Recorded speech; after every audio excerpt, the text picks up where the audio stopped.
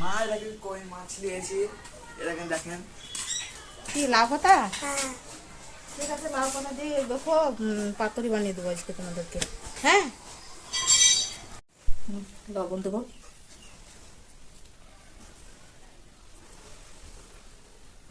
হলুদ,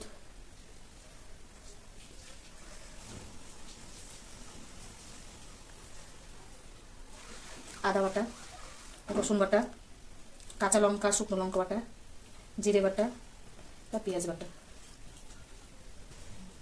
তেল, জিরে ভাজা আর ধনে ভাজা বেটেছিলাম আমি, সব যেখানে বাটা মশলা দিলাম, জিরে ধনে বাটাটাও আমি বাটা মশলাই দিলাম। ভাতটাও আমার ফুটে গেছে, এই ভাতে আমি দিয়ে দেবো।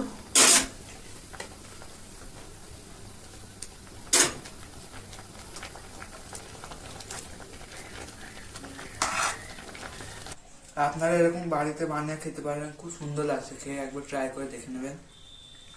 লাউ পাতা আর কই মাছের পাতুরি আমার হয়ে গেছে।